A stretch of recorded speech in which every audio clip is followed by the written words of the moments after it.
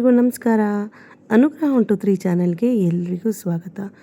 ಇವತ್ತು ನಾನು ಬೆಳಗಿಂದನೇ ವ್ಲಾಗ್ನ ಸ್ಟಾರ್ಟ್ ಮಾಡ್ಕೊಂಡಿದ್ದೀನಿ. ಇವತ್ತು ತಿಂಡಿಗೆ ಅಂಥೇಳಿ ಸ್ವಲ್ಪ ಕ್ಯಾರೆಟ್ ಚಿತ್ರಾನ್ನ ಮಾಡ್ಕೊಳ್ಳೋಣ ಅಂತ ಹೇಳಿ ಎಲ್ಲ ರೆಡಿ ಮಾಡಿ ವಿಡಿಯೋ ಕೂಡ ಶೂಟ್ ಮಾಡ್ಕೊಳ್ಳೋಣ ಅಂದ್ಕೊಂಡೆ. ಆದರೆ ಮಗನಿಗೆ ಬಿಡೋವಂಥ ಟೆನ್ಷನ್ ಇದ್ದೇ ಇರುತ್ತಲ್ವ, ಆ ಟೆನ್ಷನಲ್ಲಿ ಬೇಡ ವಿಡಿಯೋ ಶೂಟ್ ಮಾಡ್ಕೊತಾ ಕೂತ್ಕೊಂಡ್ರೆ ತುಂಬಾ ಟೈಮ್ ಆಗೋಗ್ಬಿಡತ್ತೆ ಅಂತ ಹೇಳಿ ಬೇಗ ಅನ್ನಕ್ಕೆ ಕೂಡ ಇಟ್ಕೊಂಡಿದ್ದೆ. ಅನ್ನ ಮಾಡಿಕೊಂಡು ಅದೇನು ಚಿತ್ರಾನ್ನ ಗೊಜ್ಜೆಲ್ಲ ರೆಡಿ ಮಾಡ್ಕೊಂಡ್ಬಿಡೋಣ ಅಂತ ಹೇಳಿಬಿಟ್ಟು ಅದಕ್ಕೂ ಕೂಡ ಕಡಾಯಿಗೆ ಎಣ್ಣೆ ಹಾಕಿ ಎಲ್ಲ ಚಿತ್ರಾನ್ನ ಮಸಾಲೆ ಕೂಡ ರೆಡಿ ಮಾಡಿಕೊಂಡೆ. ಮತ್ತೇನಪ್ಪ ಅಂತ ಹೇಳಿದ್ರೆ ಬಿಸಿ ಬಿಸಿ ಅನ್ನನೇ ಮಾಡಿರ್ತೀವಲ್ಲ, ಅದು ಸ್ವಲ್ಪ ತಣ್ಣಗಾದ್ಮೇಲೆ ಈ ಚಿತ್ರಾನ್ನ ಗೊಜ್ಜಾಗಿರ್ಬೋದು ಅಥವಾ ಬೇರೆ ಯಾವುದಾದ್ರೂ ಪುಳಿಯೋಗರೆ ಗೊಜ್ಜು ಏನೇ ಆಗಿದ್ರು ಸ್ವಲ್ಪ ಬಿಸಿ ಬಿಸಿ ಅನ್ನಕ್ಕೆ ಕಲಿಸೋದ್ಕಿಂತ ಸ್ವಲ್ಪ ಆರಿಸಿ ಆ ಅನ್ನನ ಮಿಕ್ಸ್ ಮಾಡಿ ಕಲಿಸೋದು ಒಳ್ಳೆಯದು ಅಂಥೇಳಿ ನನಗನ್ಸುತ್ತೆ. ಯಾಕಪ್ಪ ಅಂತ ಹೇಳಿದ್ರೆ ಬಿಸಿ ಬಿಸಿ ಅನ್ನನ ಕಲಿಸ್ಬಿಟ್ಟು ಅದೇ ಬಾಕ್ಸಿಗೆ ಹಾಕಿಬಿಟ್ರೆ ಅದೊಂಥರ ಆಗೋಗ್ಬಿಡುತ್ತೆ, ಗಟ್ಟಿ ಆಗೋಗ್ಬಿಡುತ್ತೆ, ಡ್ರೈ ಥರ ಅನಿಸುತ್ತೆ. ಹಾಗಾಗಿ ಅದ್ರ ಬದಲು ಈ ರೀತಿ ಮಾಡಿದ್ರೆ ತುಂಬಾ ಒಳ್ಳೆಯದಾಗಿರುತ್ತೆ. ಅದ್ರ ಜೊತೆ ಮಗನಿಗೆ ಸ್ನ್ಯಾಕ್ಸಿಗೆ ಅಂತ ಹೇಳಿಬಿಟ್ಟು ಸ್ವಲ್ಪ ಸ್ಟಾರ್ ಫ್ರೂಟ್ಸ್ ಇತ್ತು, ಅದ್ರ ಜೊತೆ ಬಾಳೆಹಣ್ಣು ಇದನ್ನು ಕೊಟ್ಟು ಬಾಕ್ಸ್ನ ಪ್ಯಾಕ್ ಮಾಡಿಬಿಟ್ಟು ಅವನಿಗೂ ಕೂಡ ಬೆಳಗ್ಗೆನೇ ಸ್ವಲ್ಪನಾದರೂ ತಿಂಡಿ ತಿಂದ್ಕೊಂಡು ಹೋಗಲಿ ಅನ್ನೋದು ನನ್ನ ಆಸೆ. ಹಾಗಾಗಿ ಅವನಿಗೆ ಸ್ವಲ್ಪ ತಿಂಡಿ ತಿನ್ನಿಸ್ಬಿಟ್ಟು ನಾನು ಸ್ಕೂಲಿಗೆ ಡ್ರಾಪ್ ಮಾಡಿ ಮನೆಗೆ ಬಂದು ಇನ್ನು ಬೇರೆ ಉಳಿದಂಥ ಜನರಿಗೆ ಅವರಿಗೆ ತಿಂಡಿ ಕೊಡೋದು ಅದಿದ್ದೇ ಇರುತ್ತೆ ಅಲ್ವಾ. ಹಾಗಾಗಿ ತಿಂಡಿ ಜೊತೆ ಸ್ವಲ್ಪ ಜ್ಯೂಸ್ನ ಕೂಡ ಮಾಡ್ಕೊಳ್ಳೋಣ ಅಂಥೇಳಿ ವಾಟರ್ ಮಿಲನ್ ಜ್ಯೂಸನ್ನ ಮಾಡ್ಕೋತಾ ಇದ್ದೆ. ಇಲ್ಲಿ ಅದು ಗ್ರೈಂಡ್ ಆಗ್ತಾ ಇರಲಿಲ್ಲ, ಹಾಗಾಗಿ ಸ್ವಲ್ಪ ಹಿಡಿದು ಮಿಕ್ಸಿನೇ ಅಲ್ಲಾಡಿಸಿದ ಕೂಡಲೇ ಅದು ಕೂಡ ವರ್ಕ್ ಆಗೋದಕ್ಕೆ ಸ್ಟಾರ್ಟ್ ಆಯಿತು.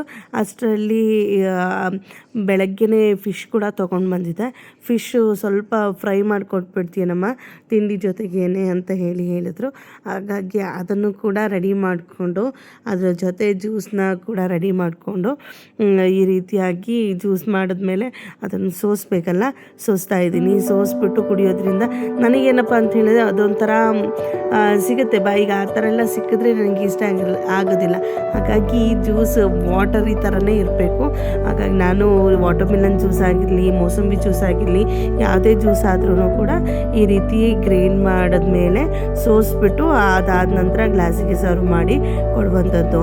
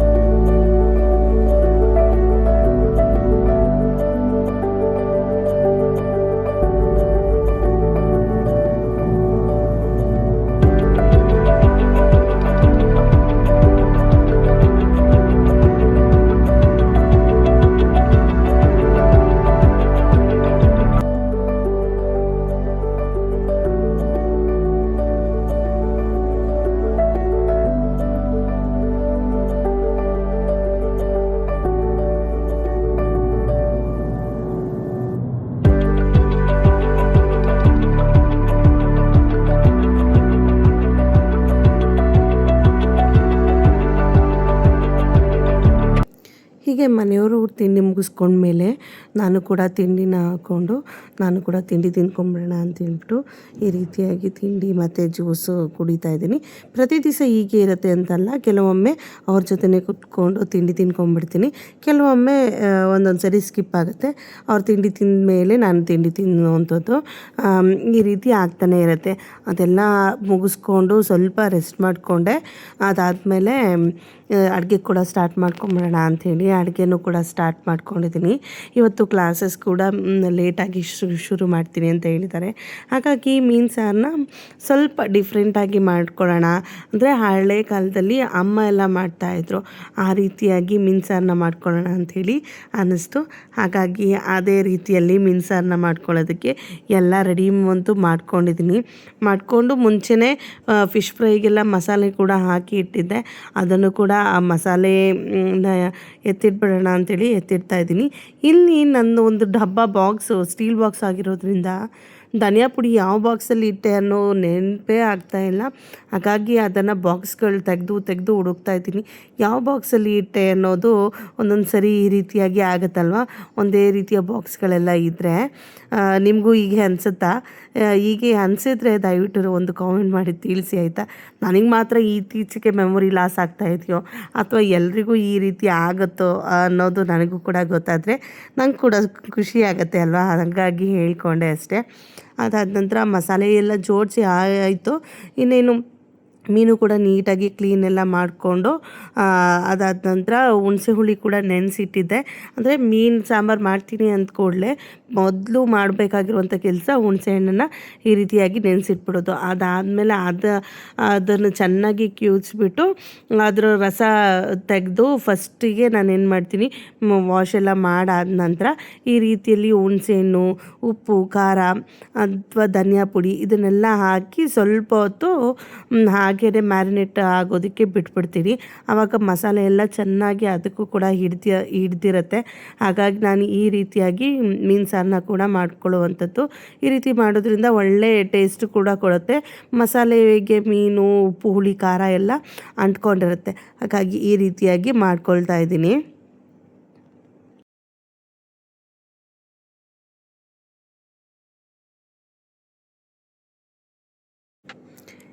ಈ ರೀತಿಯಾಗಿ ಚೆನ್ನಾಗಿ ಕಲಸಿ ಕೈಯಿಂದ ಕಲಸಿದ್ರೆ ಆ ಮೀನೆಲ್ಲ ಒಂಥರ ಮೆತ್ತಗಾಗೋಗ್ಬಿಡುತ್ತೆ. ಹಾಗಾಗಿ ಈ ರೀತಿಯಾಗಿ ಮೇಲೆ ಕೆಳಗೆ ಮಾಡಿ ಈ ರೀತಿಯಾಗಿ ಎತ್ತಿಟ್ಕೊಳ್ತಾ ಇರೋದಂತೂ. ಅದಕ್ಕೆ ಮೀನು ಸಾಂಬಾರಿಗೆ ಮಸಾಲೆ ಎಲ್ಲ ಈರುಳ್ಳಿ, ಬೆಳ್ಳುಳ್ಳಿ ಎಲ್ಲ ಸುಲಿದು ರೆಡಿ ಮಾಡಿ ಇಟ್ಕೊಂಡಿದ್ದೀನಿ. ಇಲ್ಲಿ ಸ್ವಲ್ಪ ಹುರಿಯೋ ಪದಾರ್ಥಗಳು ಕೂಡ ಇರುತ್ತಲ್ಲ, ಅದಕ್ಕೆ ಒಂದೇ ಒಂದು ಕಡಾಯಿಗೆ ಸ್ವಲ್ಪ 2 ಟೇಬಲ್ ಸ್ಪೂನಷ್ಟು ಜೀರಿಗೆ, ಸ್ವಲ್ಪ ಒಂದು 1/4 ಚಮಚದಷ್ಟು ಮೆಂತೆ, ಇದನ್ನು ಚೆನ್ನಾಗಿ ಫ್ರೈ ಮಾಡ್ಕೋಬೇಕು. ಫ್ರೈ ಮಾಡ್ಕೊಂಡ ನಂತರ ಇದನ್ನು ಕೂಡ ಒಂದು ಸೈಡಿಗೆ ಎತ್ತಿಟ್ಕೊಳ್ತೀನಿ. ಒಳ್ಳೆ ಘಮ ಬರಬೇಕು ಆ ರೀತಿಯಾಗಿ ಫ್ರೈ ಮಾಡ್ಕೊಂಡ ನಂತರ ಒಂದು ಮಿಕ್ಸಿ ಜಾರ್ಗೆ ನಾವು ತೊಗೊಂಡಿರುವಂತಹ ಈರುಳ್ಳಿ 2ರಿಂದ 3 ಈರುಳ್ಳಿನ ತೊಗೊಂಡಿದ್ದೀನಿ. ಇಲ್ಲಿ ಸ್ವಲ್ಪ ಬೆಳ್ಳುಳ್ಳಿನೂ ಕೂಡ ತೊಗೊಂಡಿದ್ದೀನಿ, ಕೊತ್ತಂಬರಿ ಸೊಪ್ಪು. ಅದಾದ ನಂತರ ಈ ಹುರಿದಿರುವಂತಹ ಜೀರಿಗೆ ಮತ್ತು ಮೆಂತೆ, ಚಕ್ಕೆ, ಲವಂಗ ಇದನ್ನೆಲ್ಲ ಒಟ್ಟಿಗೆ ಹಾಕಿ ಗ್ರೈಂಡ್ ಮಾಡ್ಕೊಳ್ಳುವಂಥದ್ದು. ಗ್ರೈಂಡ್ ಮಾಡಿಕೊಂಡು ಬರೋಣ ಬನ್ನಿ. ಗ್ರೈಂಡ್ ಮಾಡ್ಕೊಂಡ ನಂತರ ಅದಕ್ಕೇ ಅದೇ ಮಸಾಲೆಗೆ ಸ್ವಲ್ಪ ಅಚ್ಕಾರದ ಪುಡಿ ಮತ್ತು ಧನಿಯಾ ಪುಡಿನೂ ಕೂಡ ಹಾಕ್ಕೊಂಡು ಗ್ರೈಂಡ್ ಮಾಡ್ಕೊತೀನಿ. ಯಾಕಪ್ಪ ಆಲ್ರೆಡಿ ಪುಡಿ ಇರುತ್ತಲ್ವ, ಹಾಗಾಗಿ ಅದಾದಮೇಲೆ ನಂತರ ಅದು ನೈಸ್ ಆದಮೇಲೆ ಗ್ರೈಂಡ್ ಮಾಡ್ಕೊಳ್ಳೋಣ ಅಂಥೇಳ್ಬಿಟ್ಟು ಈ ರೀತಿ ಮಾಡ್ಕೊಳ್ತಾ ಇರೋದು. ಎಲ್ಲನೂ ಒಂದೇ ಪಾತ್ರೆಗೆ, ಅಂದರೆ ಮೀನು ಸಾರು ಯಾವ ಪಾತ್ರೆಗೆ ಮಾಡ್ತೀವಿ ಆ ಪಾತ್ರೆಗೆ ಎಲ್ಲನೂ ಹಾಕ್ಕೊಂಡಿದ್ದೀನಿ. ಅದಾದ ನಂತರ ಇಲ್ಲಿ ಕಾಯಿ ಮತ್ತು ಟೊಮ್ಯಾಟೊನೂ ಕೂಡ ರೆಡಿ ಮಾಡ್ಕೋಬೇಕು. ಅದನ್ನು ಕೂಡ ಗ್ರೈಂಡ್ ಮಾಡಿಕೊಂಡು ಅದನ್ನು ಕೂಡ ಅದಕ್ಕೆ ಸೇರಿಸ್ಕೊಳ್ಳುವಂಥದ್ದು. ಸೇರಿಸ್ಕೊಂಡು ಒಟ್ಟಿಗೆ ಸಾರು ಎಷ್ಟು ಬೇಕಾಗತ್ತೆ ಅಷ್ಟು ನೋಡಿಕೊಂಡು ಮಾಡ್ಕೊಳ್ಳುವಂಥದ್ದು. ಈ ರೀತಿಯಾಗಿ ಒಟ್ಟಿಗೆ ಎಲ್ಲ ಮಸಾಲೆ ಎಲ್ಲ ಹಾಕಿ ಒಂದೇ ಪಾತ್ರೆಗೆ ಹಾಕ್ಕೊಳ್ಳುವಂಥದ್ದು. ಹಾಕ್ಕೊಂಡ ನಂತರ ಎಷ್ಟು ಬೇಕೋ ಅಷ್ಟು ನೀರನ್ನು ಸೇರಿಸ್ಕೊಂಡು ಮತ್ತು ಹುಣಸೆ ಹುಳಿ ಏನಿರುತ್ತಲ್ಲ ಅದನ್ನು ಚೆನ್ನಾಗಿ ಕಿವುಚಿ ಅದಕ್ಕೆ ಸೇರಿಸ್ಕೋಬೇಕು. ಸೇರಿಸ್ಕೊಂಡ ನಂತರ ಉಪ್ಪು, ಖಾರ, ಹುಳಿ ಎಲ್ಲನೂ ಟೇಸ್ಟ್ ಮಾಡಿ ನೋಡ್ಕೋಬೇಕು. ಅದಕ್ಕೆ ಸ್ವಲ್ಪ ಅರಿಶಿನ ಪುಡಿ ಕೂಡ ಈ ಸಮಯದಲ್ಲಿ ಸೇರಿಸ್ಕೊಳ್ಳುವಂಥದ್ದು. ನಾನು ಹೇಳಿದ್ನಲ್ಲ, ಈ ರೀತಿಯಾಗಿ ಮಾಡ್ಕೊಂಡ ನಂತರ ಹುಣಸೆ ರಸನ ಕೂಡ ಚೆನ್ನಾಗಿ ಕಿವುಚ್ಬಿಟ್ಟು ಸೇರಿಸ್ಕೊಳ್ಳುವಂಥದ್ದು. ಉಪ್ಪು, ಹುಳಿ, ಖಾರ ಎಲ್ಲ ಒಟ್ಟಿಗೆ ಚೆನ್ನಾಗಿರಬೇಕಲ್ಲ, ಚೆನ್ನಾಗಿ ಸ್ವಲ್ಪ ಹೆಚ್ಚಿಗೆ ಇದ್ರೇ ಮೀನು ಸಾರಿಗೆ ಆ ಮೀನಿಗೆ ಆ ಉಪ್ಪು, ಹುಳಿ, ಖಾರನೆಲ್ಲ ಅಂಟಿ ಒಳ್ಳೆ ಟೇಸ್ಟ್ ಕೊಡುತ್ತೆ. ಹಾಗಾಗಿ ಈ ರೀತಿ ಅಮ್ಮ ಕೂಡ ಮಾಡ್ತಾಯಿದ್ರು. ಅಂದರೆ ಯಾಕಪ್ಪ ಅಂತ ಹೇಳಿದ್ರೆ ಮುಂಚೆನೇ ಒಗ್ಗರಣೆ ಕೊಟ್ಟು ಮಸಾಲೆ ಹಸಿ ವಾಸನೆ ಹೋಗೋ ತನಕ ಫ್ರೈ ಮಾಡಿಕೊಂಡು ಆ ರೀತಿ ಕೂಡ ಮಾಡ್ತಾರೆ. ಈ ರೀತಿ ಇಲ್ಲಿ ಕೂಡ ಮಾಡ್ತಾಯಿದ್ರು ಅಮ್ಮ. ಹಾಗಾಗಿ ಅದನ್ನು ನೆನಪು ಮಾಡಿಕೊಂಡು ಈ ರೀತಿ ಮಾಡ್ಕೊಳ್ಳೋಣ ಅಂಥೇಳಿ ಈ ರೀತಿ ಮಾಡ್ಕೊತಾ ಇದ್ದೀನಿ. ಎಲ್ಲ ಸಾರೆಲ್ಲ ರೆಡಿ ಆಯಿತು. ಈ ತಂಬುಳಿ ಎಲ್ಲ ಮಾಡ್ತಾರಲ್ಲ ಆ ರೀತಿಯಾಗಿ ಮಾಡ್ಕೊಂಡಿರುವಂಥದ್ದು. ಅದಾದ ನಂತರ ಇದನ್ನು ಟೇಸ್ಟ್ ಮಾಡಿಕೊಂಡೆ, ಉಪ್ಪು, ಹುಳಿ, ಖಾರ ಎಲ್ಲ ಚೆನ್ನಾಗಿ ಹಿಡ್ದಿದ್ಯಾ ಅಂಥೇಳಿ. ಅದಾದ ನಂತರ ಡೈರೆಕ್ಟಾಗಿ ಗ್ಯಾಸ್ ಮೇಲೆ ತೊಗೊಂಡು ಇಡುವಂಥದ್ದು. ಇಟ್ಟು ಅದನ್ನು ಚೆನ್ನಾಗಿ ಕುದಿ ಬರಬೇಕು. ಒಳ್ಳೆ ಮೀನು ಸಾರು ಸ್ಮೆಲ್ಲು ಬರುತ್ತೆ. ಚೆನ್ನಾಗಿ ಕುದಿಬೇಕಾದ್ರೆ ಘಮ ಘಮ ಅನ್ನೋ ಸ್ಮೆಲ್ ಬರುತ್ತೆ. ಆ ಸಮಯನ ನೋಡಿಕೊಂಡು ಸಣ್ಣದಾಗಿ ಒಂದು ಅರ್ಧ ಈರುಳ್ಳಿನ ಹೆಚ್ಚಿಟ್ಕೊಂಡಿದ್ದೆ, ಅದನ್ನು ಈ ರೀತಿಯಾಗಿ ಡೈರೆಕ್ಟಾಗಿ ಸೇರಿಸ್ಕೊಂಡು ಮೇಲೆ ಎಣ್ಣೆ ಬಿಡುವಂಥದ್ದು. ಈ ರೀತಿಯಾಗಿ ಸಾಂಬಾರು ಎಷ್ಟು ಜನದ ಮನೇಲಿ ಮಾಡ್ತೀರಾ ಅನ್ನೋದನ್ನು ಕಾಮೆಂಟ್ ಮಾಡಿ ತಿಳಿಸಿ ಆಯಿತಾ. ಸಾರನ್ನ ಆ ರೀತಿಯಾಗಿ ಮೇಲೆ ಎಣ್ಣೆ ಬಿಟ್ಬಿಟ್ಟು ಚೆನ್ನಾಗಿ ಕುದಿ ಬರೋ ಟೈಮಲ್ಲಿ ಏನು ನಾವು ಮ್ಯಾರಿನೇಟ್ ಮಾಡ್ಕೊಂಡಿರ್ತೀವಲ್ಲ ಮೀನು ಹೋಳುಗಳನ್ನೆಲ್ಲ ಇದಕ್ಕೆ ಸೇರಿಸ್ಕೊಂಡು ಚೆನ್ನಾಗಿ ಕುದಿಸ್ಬೇಕು. ಕುದಿಸಿದ ನಂತರ ಅಲ್ಲಿ ಸೈಡಲ್ಲೆಲ್ಲ ಎಣ್ಣೆ ಬಿಟ್ಕೊಳ್ಳೋ ಅಂಥ ಸಮಯ ಬರುತ್ತೆ. ಆ ಸಮಯನ ನೋಡಿಕೊಂಡು ಸ್ಟವ್ ಆಫ್ ಮಾಡಿದ್ರೆ ಆಯಿತು. ಎಷ್ಟು ಟೇಸ್ಟಿಯಾಗುತ್ತೆ ಗೊತ್ತಾ.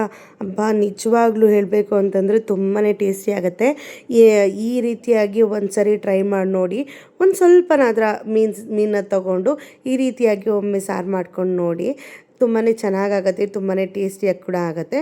ನನಗೆ ಈ ರೀತಿಯಾದಂಥ ಕೆಲಸಗಳನ್ನೆಲ್ಲ ಮಾಡ್ಕೊಳ್ಬೇಕಾದ್ರೆ ಏನು ಒಂದು ವಿಷಯ ಕೂಡ ನೆನಪಾಯಿತು.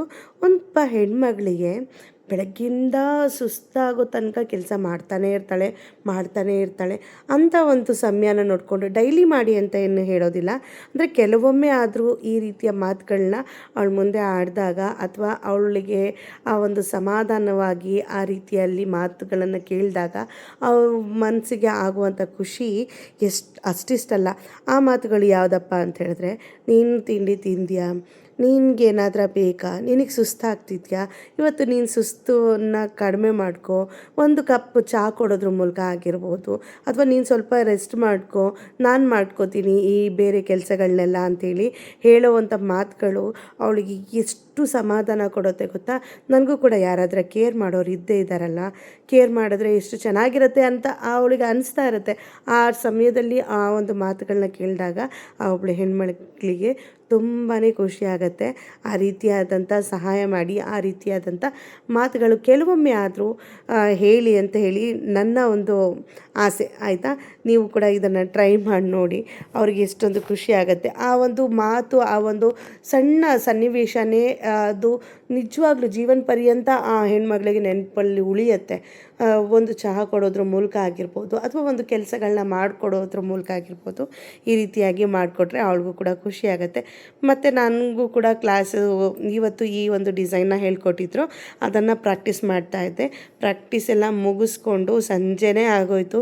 ಊಟ ಮಾಡಿಕೊಂಡು ಸಂಜೆ ಹೊತ್ತಿಗೆ ಸ್ವಲ್ಪ ಬೆಳಗ್ಗೆಯಿಂದ ನೀರು ಹಾಕಲಿಕ್ಕೆ ಆಗೇ ಇರಲಿಲ್ಲ. ಇವತ್ತು ಸಂಜೆ ಮೇಲೆ ನೀರು ಹಾಕೋಣ ಅಂತ ಹೇಳ್ಬಿಟ್ಟು ಗಿಡಕ್ಕೆ ನೀರು ಹಾಕ್ತಾಯಿದ್ದೆ. ನೀರು ಹಾಕೋ ಸಮಯದಲ್ಲಿ ಈ ಒಂದು ಹೂಗಳನ್ನೆಲ್ಲ ನೋಡಿದ್ರೆ ಎಷ್ಟು ನಿರಾಳ ಅನಿಸುತ್ತೆ, ಸಮಾಧಾನ ಅನಿಸುತ್ತೆ. ನನ್ನ ಮನಸ್ಸಿಗಂತೂ ತುಂಬಾ ಖುಷಿಯಾಗುತ್ತೆ ಈ ರೀತಿಯ ಹೂಗಳೆಲ್ಲ ನೋಡ್ತಾ ಇದ್ದರೆ. ನಿಮಗೂ ಕೂಡ ಖುಷಿ ಆಗಿದ್ರೆ ದಯವಿಟ್ಟು ಕಾಮೆಂಟ್ ಮಾಡಿ ತಿಳಿಸಿ. ಈ ಒಂದು ವಿಡಿಯೋ ನಿಮಗೆಲ್ರಿಗೂ ಇಷ್ಟ ಆಗಿರುತ್ತೆ ಅಂತ ಅಂದ್ಕೊಂಡಿದ್ದೀನಿ. ಇಷ್ಟ ಆಗಿದರೆ ಪ್ಲೀಸ್ ಒಂದು ಲೈಕ್, ಶೇರ್, ಕಾಮೆಂಟ್ ಹಾಗೂ ಸಬ್ಸ್ಕ್ರೈಬ್ ಮಾಡೋದನ್ನು ಮರಿಬೇಡಿ. Thank you for watching. ಮತ್ತೆ ನೆಕ್ಸ್ಟ್ ವ್ಲಾಗಲ್ಲಿ ಮತ್ತೆ ಸಿಗ್ತೀನಿ. ಅಲ್ಲಿವರೆಗೂ ಬಾಯ್.